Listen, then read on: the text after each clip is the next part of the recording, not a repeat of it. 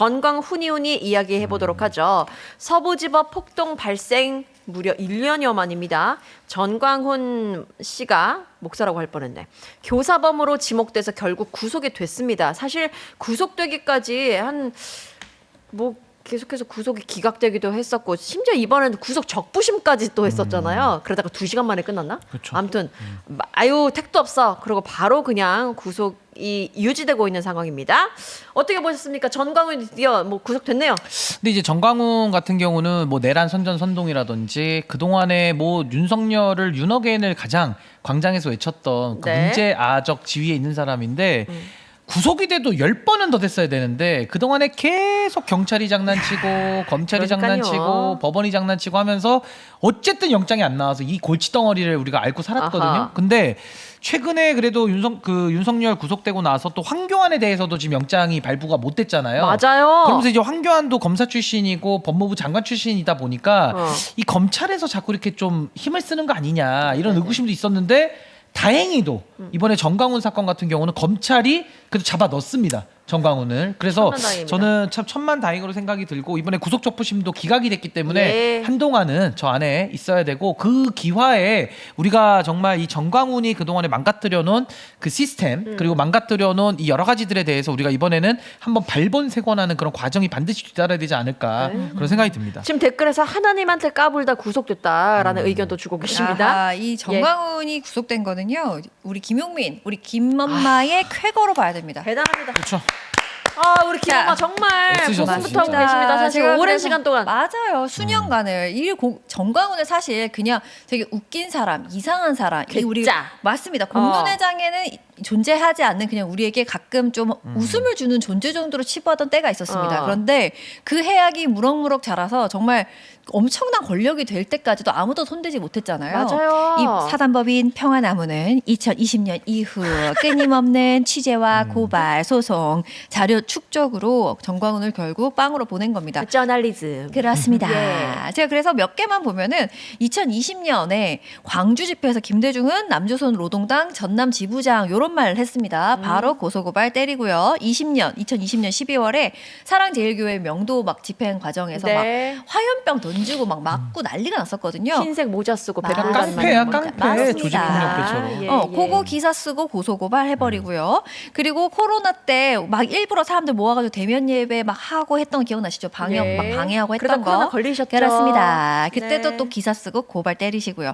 요런 상황들 문재인 간첩 이런 것도 마찬가지입니다. 그래서 그것들 최근은 이거네요. 윤석열 직무정지 풀리면 2차 계엄 선포할 거라고 막 했던 거 내란 혐의, 내란 선동 선전 혐의로 네. 그것도 고발했다는 거 기사도 무조건 썼었고요. 이렇게 평화나무가 수년 동안 정광훈이 막 극단적으로 발언하고 행동하던 그것들을 보도하고 고발 꾸준히 해왔던 덕분에 드디어 빵으로 가셨습니다. 안녕히 가세요.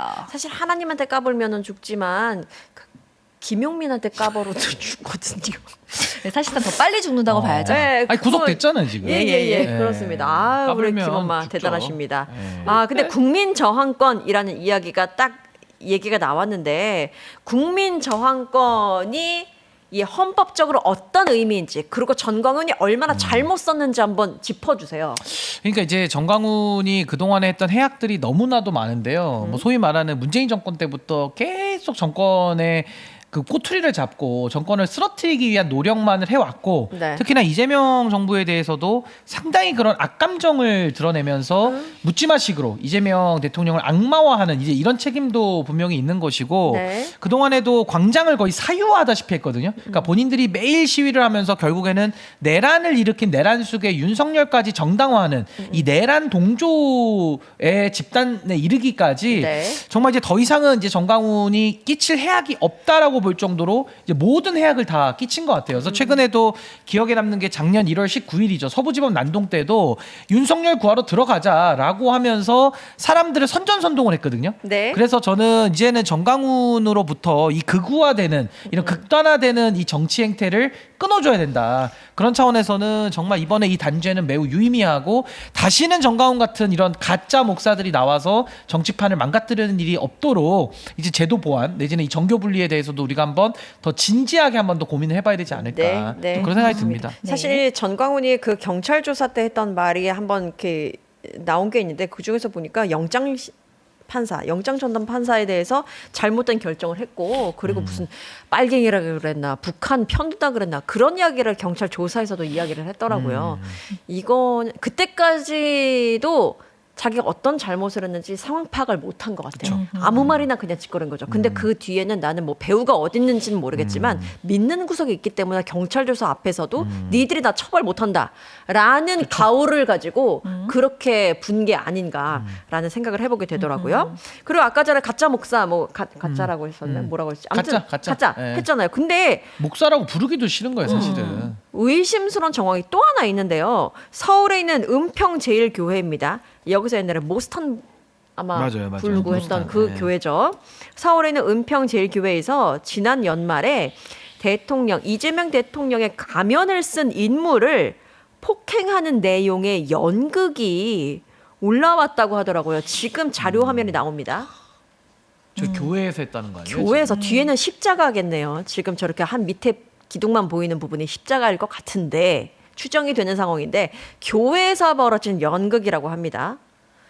이거는 뭐 어떻게 저는 저 교회라는 네. 것을 거세하고 봐야 된다고 생각합니다. 이거 폭력을 선동하는 모습이잖아요. 네. 그래서 교회라고 이 장소가 교회이긴 하지만 그거를 빼고 뭐 저렇게 돼서 잘못됐다고 얘기하면 종교 탄압이라는 식으로 이야기가 이어가는 경우가 있는데 혹은 여성 정치인에 대해서 잘못된 걸 비판하면은 뭐 여성 혐오라거나 이런 식으로 말도 안 되는 그 등치시키는 것들이 있잖아요. 전환시키고 저건 교회건 뭐건 물론 교회라서 더 문제가 심각합니다만 일단 그걸 거세하더라도 문제가 되는 겁니다. 그래서 이제는요 종교고 뭐고 잘못된 거를 좀 잘못됐다고 좀 해야 되는 때가 오지 않았나? 네네. 왜냐하면 지금 통일교 관련된 이야기가 좀 드러나고 있고 지금 이 과정에서 우리가 사실 김장한 목사 어쩌고 우리가 너무 구다리가 커요. 이거 진짜 제대로 할 수 있을까요? 라고 이 자리에서 얘기했던 거 기억나시죠? 근데 그게 쑥 들어갔잖아요. 네. 그러면 지금 저에게는 저 얘기대로 두 대 물론 조사하고 다 수사 들어가야 되겠지만 지금 통일교 관련돼서 종교 얘기 나왔잖아요. 그거 놓지 말고 쭉 갑시다. 가다 보면은 어차피 저는 다 만난다고 봅니다. 그래서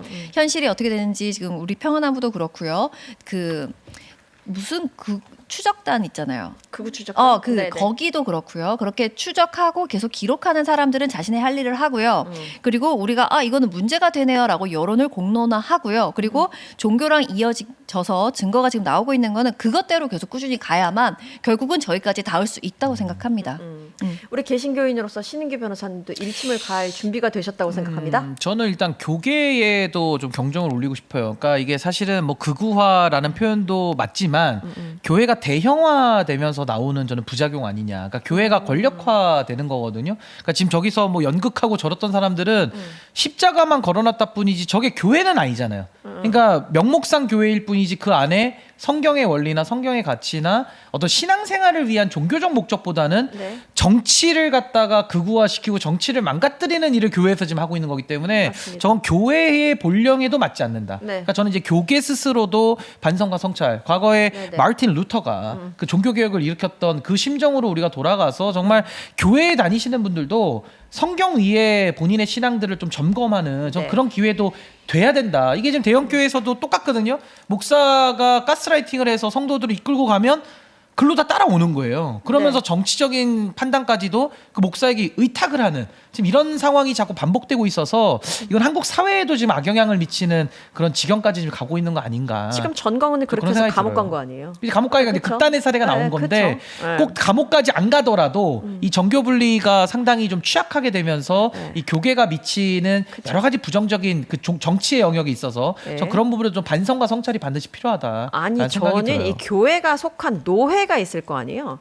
이런 노회, 전 교회를 관리하는 그 위에 상급 위에 기관. 상급 기관이 있단 말입니다. 그런 데서 가만히 있으면 안 된다고 생각해요.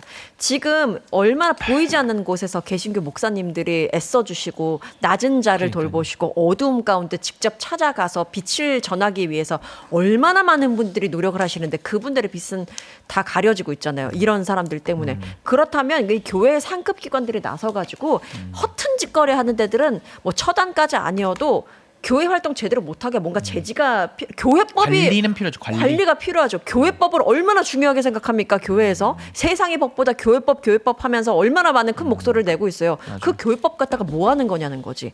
정말 그 안에서 관리가 자정작용이 될 수 있도록 그게 우선적으로 된 다음에 그 다음에 세상에서 지탄받으면 그 다음에 뭐 그래야 목소리라도 낼 수 있을 거 아니에요. 일단 안에서 좀 관리 좀 단도리 좀 잘 칩시다. 네. 많은 많아요? 얘기다. 아니 근데 성경에 내 이웃을 내 몸처럼 사랑하라 그랬고 원수까지 사랑하라고 했는데 저 교회에서 지금 이재명 대통령한테 하는 저 행태를 보세요. 네네. 원수도 아니지만 이웃을 사랑하는 거를 가르치지를 않고 저렇게 원망과 어떻게 보면은 불만과 어떤 한 사람을 악마화하는 저런 행태를 교회에서 보인다?